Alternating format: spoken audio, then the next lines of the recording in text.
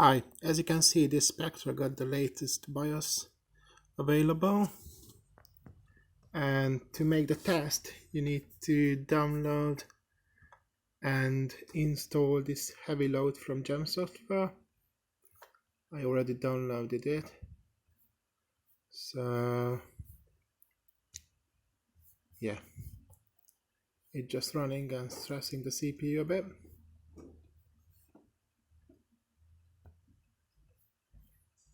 As you can see,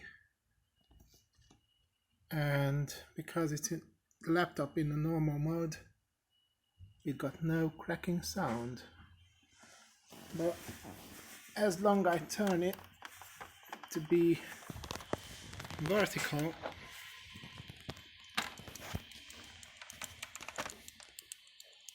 as you can hear it,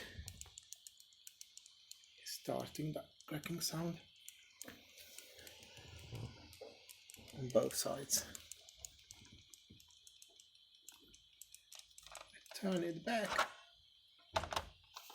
it becomes quiet. And if I turn it in tablet mode,